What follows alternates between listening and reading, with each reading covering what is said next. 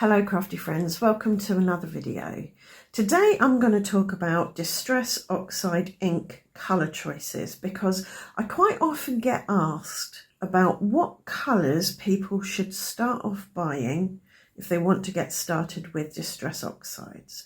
So I've selected three here. We've got a red, a yellow, a blue. These are the primary colours, and I've chosen a bright red, yellow and blue and a more pastel red, yellow and blue. And we'll have a play with these to see what they look like and then make some cards. So I've got a piece of mixed media paper here. It's a very robust paper and can handle pretty much whatever you throw at it. And my first ink is Festive Berries, which is a strong, bright red. And I've got a blending brush and I'm just blending it generously onto this mixed media paper. As the name suggests, it's quite a Christmassy red, great for holly berries and Father Christmas's outfit. For my bright yellow, I've got Squeeze Lemonade. There are so many different ink colours in the Distress Oxide range. It's really difficult for me to say definitively you should have these colours, but these are the ones that worked for me in the kind of crafting that I do. So it's quite a cool yellow, that one. It's not got much orange in it. And for my bright blue, I've got Salty Ocean. So with a nice juicy ink pad, you can get nice solid blending. And you can blend the primary colours to get secondary colours. So if I overlap the blue and the yellow, I should get a nice bright green. So I've gone from the blue into the yellow and you can see that green appearing. I'll bring in a bit more yellow. And we can get that green going. The yellow will pick up the blue, so I just clean the blue off using a paper towel. So I've got a lovely green there. Because now I can take the yellow into the red and get an orange, another secondary colour. And I'll bring in a bit more red to blend out that orange. And I can also blend some red into the blue at this end, and that will give me a purple. Might not give me an amazing purple. Purple is actually quite a difficult colour to get right. This has gone kind of a grey purple because it does depend on the reds and the blues. You can't just mix any red with any blue and get a really standout purple. It depends whether you're mixing cool toned reds with cool toned blues, or warm reds with warm blues, or warm reds and cool blues, etc, etc, as to the kind of purple you're going to get, and the same with the greens and the oranges. But from just three bright inks, I have got a whole spectrum of colours. For my more pastel colours, I've got Worn Lipstick, Scattered Straw and Tumbled Glass. And I'll quickly do exactly what I did with the brights and show you how it ends up. So here we have the pastel version. We've got that orange, the green and a nicer lighter purple there. So that's what you get if you compare the brights and the pastels. I never used to think I was a pastel person, but I really am drawn to this kind of colour value more than the brights, I think. One thing to note is Scattered Straw is a much orangier yellow than Squeeze Lemonade. And of course you don't just have to mix pastels with pastels and brights with brights. You can mix and match and mingle them all up. As well as blending, you can of course smoosh. I've got my smoosher here and I'm going to smoosh Festive Berries. Over here like this, you can spatter. Let's do some Squeeze Lemonade. And where the wet paints mix, you'll get that secondary colour forming. And you can mix your colours on your palette. So there's a bit of Festive Berries there, and generous amount of Squeeze Lemonade. Mix them with some water, and I can get a nice orange before I add it to the paper. Let's mix a bit of Salty Ocean with some Squeeze Lemonade, and you'll get different secondary colours, so say different greens depending on the ratio of colours that you mix. So if you have lots of blue and a little bit of yellow, it will be a very bluey green. And if you have a lot of yellow and a little bit of blue, it'll be a very yellowy green. And now some blue on it. Oops, on its own. And I've managed to get ink there, but never mind, I'm sure we can deal with that. And get that green to mix in with the blue a bit to get a bit more of teal going. And let's make a purple. I'll have a bit of red and a lot more blue and see how we get on with that. So that's more of a indigo. Let's add a bit more red. There we go. It's quite a muted purple when you mix Salty Ocean with Festive Berries. Again, we've got a lovely spectrum of colours there. And I'm going to do the same with my pastels. So we've got warm lipstick. I'm going to add a bit of yellow to that. I've done it again. I think the ink pads are so juicy because I re-inked them that they suction themselves to my glass mat and I don't expect it. So there we've got a lovely peachy orange.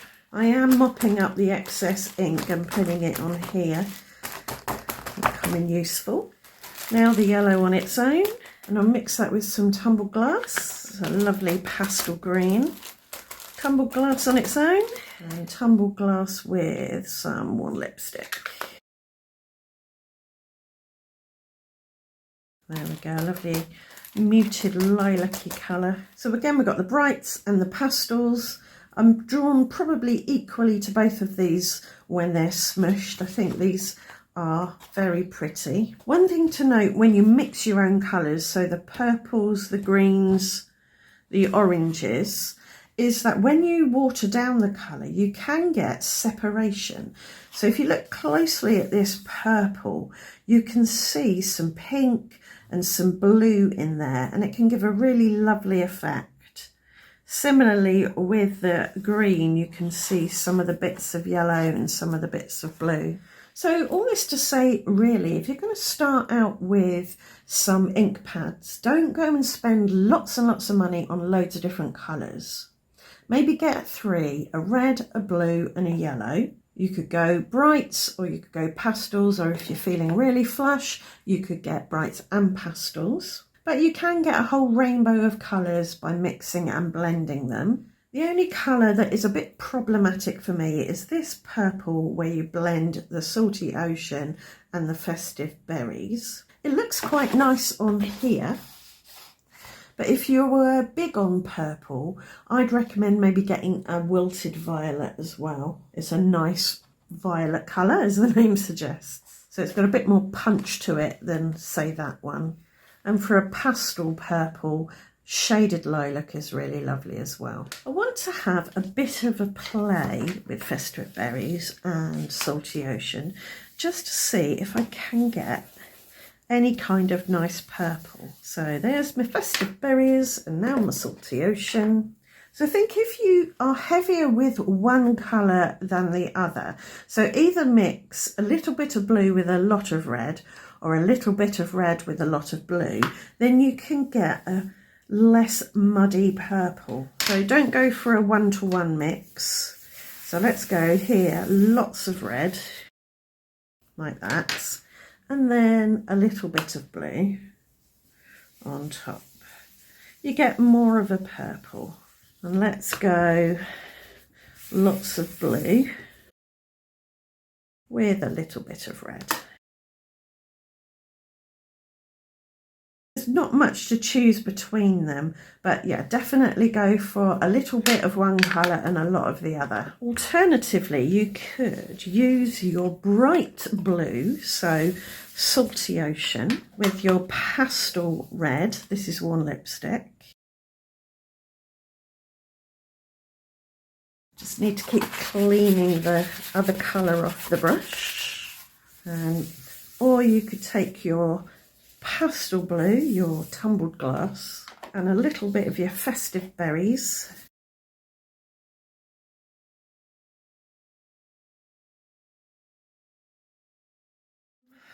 Right, I think that'll do. Let's make some cards. I have die cut some Easter eggs out of my bright smushy paper and my pastel smushy paper. If Easter eggs aren't your thing, don't worry, you should be able to use other shapes for the designs I'm going to share today. So you could substitute circles, hexagons, squares, rectangles, whatever you like, flowers, hearts for the Easter eggs. For my first card, I'm going to stamp Easter blessings on this intersection of the rule of thirds grid. This stamp is from Clearly Besotted, I think. It says Easter Blessings. I'll just make sure that's on nice and straight. You can stamp it in whatever colour you like. You could heat emboss it in a metallic, but I'm going to stamp it in black so it's nice and bold. And I'm using Memento Tuxedo Black ink because it's fairly quick drying. And now I'm going to mark where this top third line is through the holes in my acetate grid. Could just make a mark there. It's just to give me a guideline. To stick my eggs down, I've got high-tack white glue and I'm adding it to the back with my glue dotter. And I'm going to add a bouncy row of eggs up here, centering them around that third line. So I've started with my big eggs. These have got holes in. You could cut maybe from gold cardstock and inlay the missing pieces. I may well do that. In fact, let's do that for these three. I'll add some glue to the back of the little gold bits and then insert them into the apertures. Try not to lose all the little dots. So we've got some gold inlay there, and now I'm going to add some smaller bouncy Easter eggs to kind of connect everything together. Some of these have got embossing on them from the die cut, some are just plain and flat. And to bring in even more energy, movement, shimmer and shine, I've punched some hearts out of that gold cardstock that I used to inlay, and I'm going to add those around my eggs. And that's the first Easter egg done. I'll toddle off now and make some more with my remaining eggs and come back and show you how they all turned out. Okay, I am back and I've got four more? Yes, 4 more cards for you. This is the one we've just made, and this is another one that I made with the brights. I put my sentiment up here on this intersection, and then I had my Easter eggs tumbling down on this third line here. I included one of the gold ones that I cut when I wanted to get the inlay pieces for this card, and I put it level with the Happy Easter because it draws the attention to that area. Onto the pastels now. I put my sentiment here a third of the way up and in the middle, and then I filled this third of the card with a column of tumbling Easter eggs. Again, I included a gold one near the sentiment to draw the eye. And another pastel one, I put the sentiment more or less bang in the middle of the card and then had all the Easter eggs tumbling down in a diagonal and all the hearts. Again, I added a gold one just because I had it spare. And then on this card, I used the leftover brights and the leftover pastels and combined them. I put the sentiment in the middle of the card a third of the way down from the top, and then I created a visual triangle. I used these darker pinky purpley eggs as anchors. So I've got one here, one here, one here, conforms to the rule of threes. And then I added the paler bits and bobs around them. So we've really got 3 areas of eggs and hearts, but one big bold sentiment in the middle.